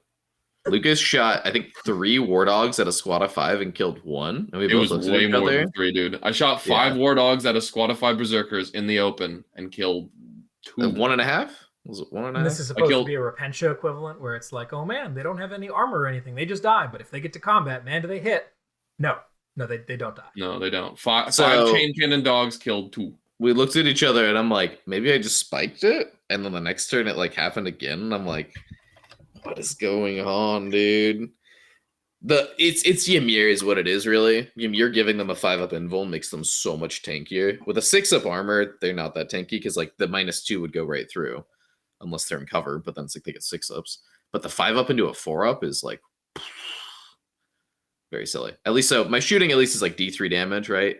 You know, the King's got some 1 damage, the Tomb Blades have some 1 damage, but like the Scorpike, not the Scorpikes, the Locusts can definitely shoot down berserks. The Locust will be great at just picking up a squad a turn. The hard part is eventually I'm gonna run out of scarabs, and then it's like, what do I do then, right? Because then it's like I still got 2 wagons and 15 Zerks on my doorstep, and I gotta go in. I mean, then isn't at that point it's like either bottom or it's some point on turn 3, either bottom or top, and you've already scored like 80 points. Yeah, I think it's swamp with as much as possible. Do what Tyler said. Try to kill wagons, and if that doesn't work, wrap them so the guys physically can't disembark. And now it's like, cool, dude. We're living here, and I got more obsec for a while. Hopefully, I win the primary. So Purge is pretty good in a vote 10. I don't think they're putting any units in my DZ for a while. This is the closest to each other DZs, but as long as I like keep this annoying like scrum in the middle, they're gonna be like stuck in there for a bit. So Yep. Another thing that I'll say to people too, like a big priority for me to shoot down is going to be shooting down the bikes. They're the one like fast unit in the army. So that fast obsec, like I said, they're the things that could go and kill the immortals off my backfield. They could go kill things off of side objectives. It's kind of like killing Tomb Blades really quickly in Necrons is like the secret sauce. Like do the same thing to Votan. Kill their bikes really quickly. Like I think I had like a squad of 3 bikes live for a long time in the game with Lucas, and they just have so much value the longer they live. That strat that they have is really silly too. To like, you know, shine a light on you and you get a judgment token. Like it's got very good synergy with their other strats and also with their secondary. So yeah. I think I can beat this, but I think that I think it's kind of like a slow and steady wins the race, and then swamp them with a hopefully too many wounds that they can't kill in like 2 turns. Yeah. I think if I try to swamp them like turn 2, I like lose the game. So because I don't think the Scorpix actually kill the wagons without reroll wounds. No. And the thing is about these is you can't chip the wagons because they just heal for 4 every turn. So yeah, it's kind of like all or nothing. Yeah, it's an awkward spot for sure. I think you're just trying to win the race to 100 here, and hoping that you can stall them out for 2 turns. If the Votan player doesn't understand how aggressive they need to be, you're in a much better position, right? Yeah. If they try to take any of the other approaches we talked about with Votan, if they try to sit back and play the angles and take shots, You're just gonna win the game by a wide margin. Unless I messed up deployment, yeah. Mm-hmm. So interesting. Very cool. All right. Well, looking forward to hopefully this gets to happen. I don't want to play into dwarfs. dude. Maybe we'll it'll be see. dwarfs v dwarfs. We'll see. Maybe, man. That would be great. I think everyone at the tournament would love to see that happen. It's like the old Speedwa v Speedwa, dude. Knock each Funniest other out. match I ever played. How about y'all go tie so you knock both of each other Nah, though we got to do a Okay. tiebreaker. out? Cool beans. All right. So there's our man versus matchup segment for the day. Comment below. Let us know who you think is going to win which matchups. And also comment your predictions for the coming event. If anyone calls all three of our records correctly, I was going to say I'd send him a shirt, but I don't want to spend money on that. Oh, you can't back down from that, dude. I'll send you a shirt. There we go. Lucas will send you a shirt if you can guess all three of our if you can records guess, yeah, in the correctly. comments below or the BIFPOD TNG channel in the Discord. Yeah. Lucas I don't know. will What's buy my you- other shirt? I genuinely don't remember. I have Lucas will buy Stomping you Good. one What's my shirt other of your one? choice. Last name Bunga, first name Unga. Oh, I'm going to send you an Unga Bunga shirt. For like Oh, yeah. being smart. Yeah. Excellent. All All Unga right. Bungas are smart. Cool. So with that gauntlet thrown down, best of luck to all of y'all. We're going to move on to our final segment of today, which is a slight twist on man versus matchup, which is man versus budgetary constraints. We're going to talk a little bit about how to do tournaments on a budget, how to save a little bit of money here. Because at the end of the day, we're a bunch of very young individuals who have some disposable income, but you know how it is. This hobby is very expensive, and we're always trying to make it a little bit cheaper. And we know that especially on the next generation, we got a lot of high schoolers, a lot of college kids who are looking to be breaking out on the competitive scene who are listening here. And we've definitely had plenty of experience doing things on the lowest dollar possible. So I think there's a couple different things to talk about here. What do you think at the end of the day? I'll start with Lucas because we heard from Nick for a while. What are the main costs to be concerned about when wanting to go to a big tournament? I think the biggest thing is travel. Nick and I were just kind of thinking about this the other day, how much we spend on travel for Warhammer. Even if we discount things like food, I mean, it just takes, a lot, especially like, paying for a plane ticket or even just if we're driving, costs a lot of money for gas. And then there's obviously several $100s worth of hotel expenses as well that need to be divvied up. That divvying up, by the way, great way to save money. The travel expenses are probably the biggest concern. And if you're worried about expenditures for tournaments, I would definitely consider doing some of that divvying up. Find a group of people that want to go to similar tournaments, get your buddies excited, try to get as big a group as possible. That way you guys can all share the travel expenses, if at all possible, if it's like a tournament you're driving to. And then also a hotel room as well is a lot cheaper when you're sharing it with a bunch of people. I know that we in the past have often all shared hotel rooms also with like Tanner and Max and that kind of thing. And, it's certainly not ideal to have multiple people, sharing one bed. That can be, we're big boys. We take up a lot of room. But if you can do that, that saves you some money. Also, if someone could bring an air mattress or is cool sleeping on a couch or something like that, a pull out, that can often work well in hotel rooms as well. So those are all just kind of the first pass of how to save money. Because the more people you can split that hotel room and travel expenses with, the more easier it's going to be to stomach those expenses. Yeah, absolutely. That's the big thing is splitting up. Another part of travel expenses that hasn't been mentioned there is, especially if you're going to these long tournaments, is if you have to take cabs everywhere, right? If at all possible, I highly recommend finding someone to link up with at a tournament who is driving if you're not. It can seem like not a big deal when your hotel is so close to the venue, but if you're not staying in the same building that you're playing in, even a quick 2-minute Uber ride each way is going to cost you $20, $30, $40 a day, depending on the particulars. And splitting that is nice, but not having to pay it at all if you got someone with a car is even better. Other thing we haven't mentioned, obviously splitting a hotel a bunch of ways is really great. But also, there's the very real possibility, as we have for this event in particular, the more you know your community, the more likely you are to know someone who has a spare room, who's in the local city of the event. I know that we're crashing with our buddy Eddie Mitchell this weekend. In the past, Nick and I have stayed with our buddy Paul up in Seattle. And having that network of people who you're not paying anything for a hotel with is even better, and makes it even more possible to take full advantage there.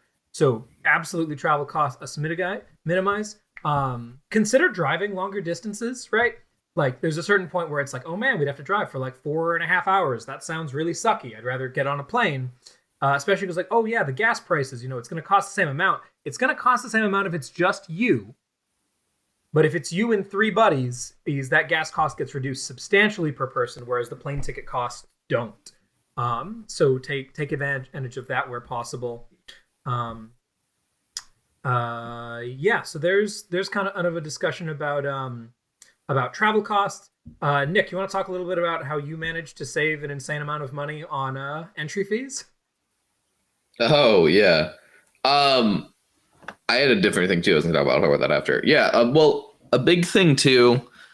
I mean, you're not always going to have this happen to you, but like participating in tournaments is really cool. If like, you have any idea like of hobbying, like kind of just being like a general all around good person, or like, doing well at the tournament, those are usually like the top 3 categories: best general, best sport, best hobby.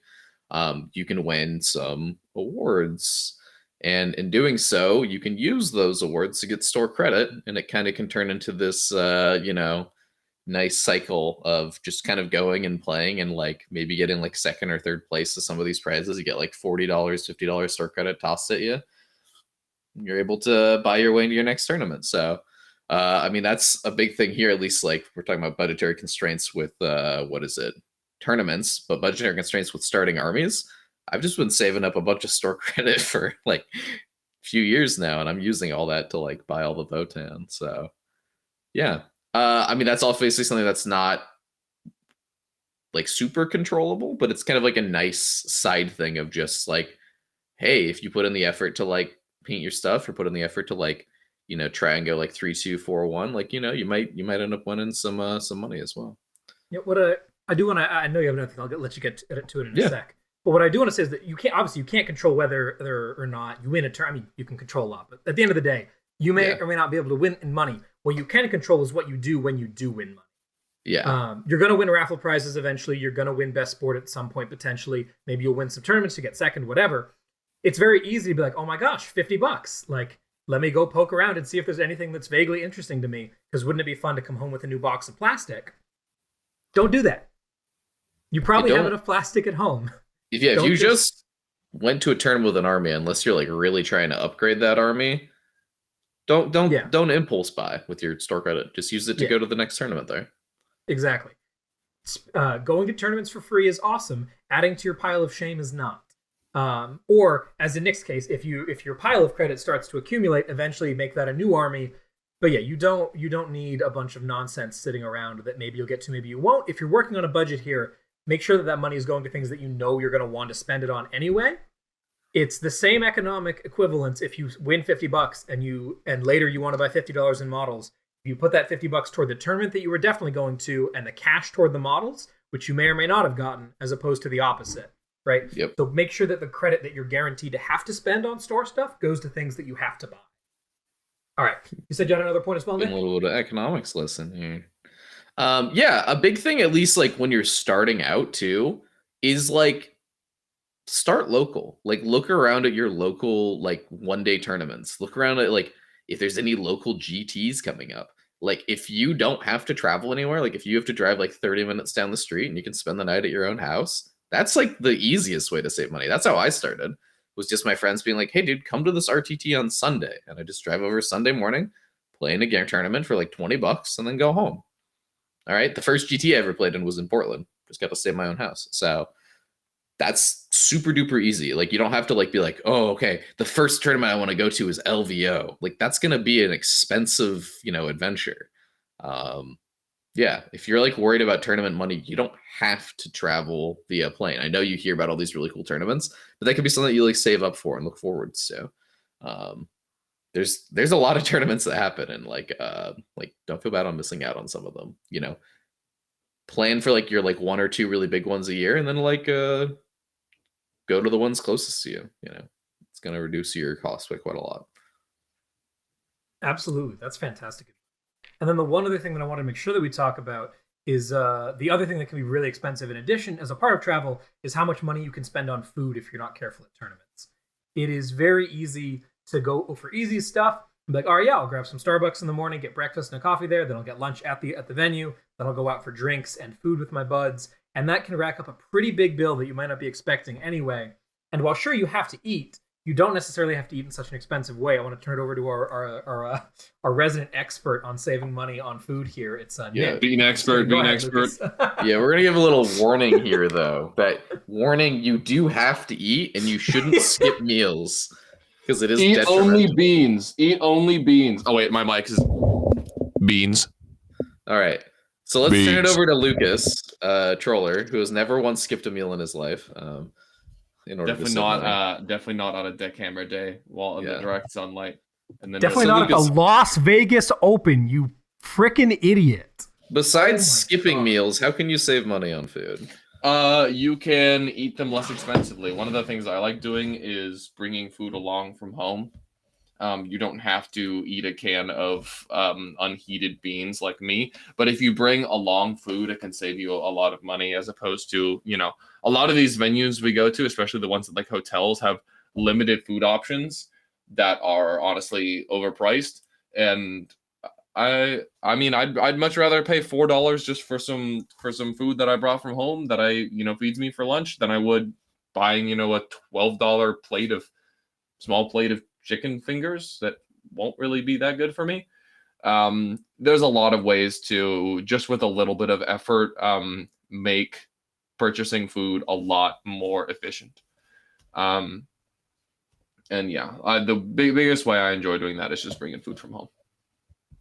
Yeah, absolutely. You spent however many years at school packing a sandwich along. If it's good enough for you then, it's good enough for you now.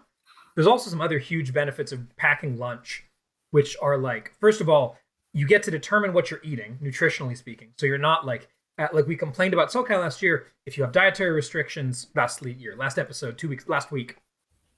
If you have dietary restrictions, you guarantee that you get something that fits those, but also you get to control your macros a little bit more. It is very common that your options are meat and carbs and oil. And if you're able to control that, get a little bit more whole grains, a little more vegetables, whatever is going to fuel your body a little bit better, that's going to be fantastic. And this is a big one for idiots like me, who make a mess of all their models and then have to spend 20 minutes after the game packing their nonsense up. It means that you don't have to go out, find food, and get back in what often are some pretty time-constrictive lunch breaks. I know we had this issue at BAO where like we were not able to get food and get back in time, even leaving early. It just wasn't realistic. And if we just had lunches, not an issue. So there's another big benefit to it there. I will mention also, as far as dinners are concerned, if you're on the younger side and thus like going out to eat and managing the finances of that are kind of newer to you, keep in mind that the biggest thing that you can spend money on very quickly is alcohol and beverages. It's very easy to go out and think, oh, I'll just get a $12 plate of dinner, I'll be good to go. And then suddenly you bought a $10 beer and then another $10 beer and then also a soda, and suddenly you're paying $35 or $40 for dinner instead of the 10 or 15 that you were trying to. So look for opportunities to shave that. It is way more fun to hang out in a hotel room drinking beer you bought from the 7-Eleven than to drink a beer with dinner. Agreed. And it saves a whole lot of money as well. So I would definitely double down on that as a recommendation. Yeah. Okay. So we've got food, we've got travel, we've got lodging. And yeah, I would double down what Luke was saying earlier. An air mattress, or we had just like a sleeping pad that we were using for a long time. Having alternative ways to have people sleeping on the floor always works out great. Whether or not that's allowed by the hotel is a matter between you and the hotel and maybe Jesus, depending on how you want to navigate that situation. The other thing that we haven't talked about at all yet that really should be mentioned is armies. as far as money is concerned. One of the big things that happens an absolute ton in this community that needs to be happening a lot in a lot of other places is a willingness within communities to let people borrow everything. Right? Lucas, last year, I think the first thing that comes to mind is like you at Slaneshmas rolled up with Tanner's or Max's, I don't even know whose Thousand Sons army that is technically. Portland's, I think it is Max's, but we've all played it except for Max, basically. Max bought it on a whim, and then Tanner was like, I want to play that. Max was like, here you go. And now it's just like teleported around everyone's houses for like the past 3 years. Yeah, it's using the really umbrella crystal between households, dude. Yeah. Or like, I mean, even at that same tournament, like I really wanted to play Orcs, and Lucas knew he wasn't going to be able to go to the whole tournament. So he's like, here you go, bud. Yeah, absolutely. Most of your friends who are faction specialists have a ton of stuff. If you want to go play NIDS, hit up your local NIDS player. They probably have more than one Flyrant. They probably have more than one squad of Venom Throws. And if they don't, like, you can figure out the edges. It can be a lot easier to slip in that way without having to do a ton of stuff. And similar stuff goes for hobby. Get your friends involved. People are surprisingly willing to help out there. Get at someone with an airbrush, get stuff done, get it to the table. That also goes the other way too. Be willing to volunteer your own stuff for your friends' needs, and be willing to, offer those models up if they're looking for things to borrow.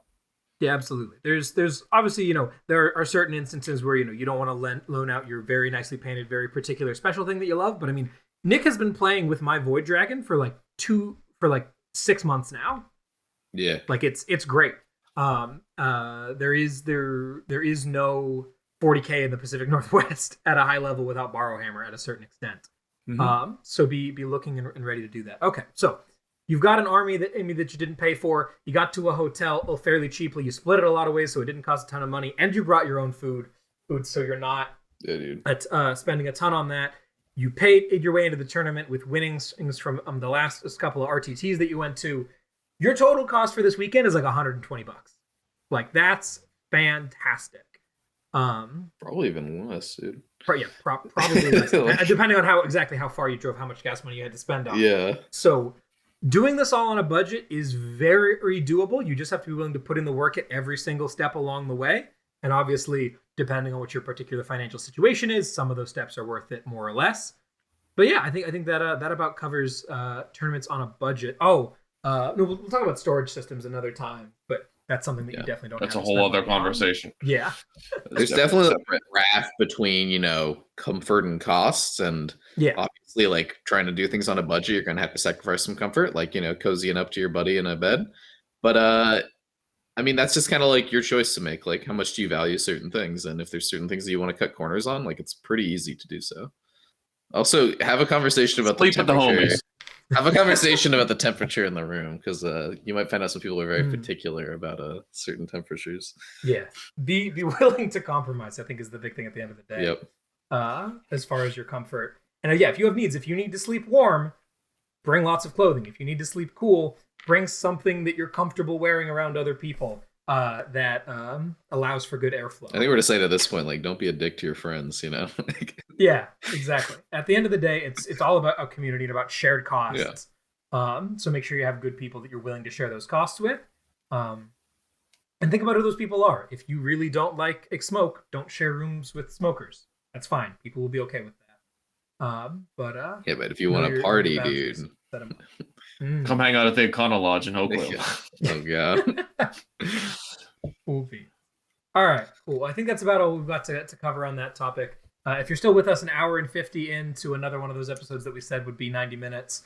Thank you so much for joining us. Let me plug the stuff real quick. If you're somehow still here and not in the Discord, head on over to patreon.com/bestintabletop. Join the Discord.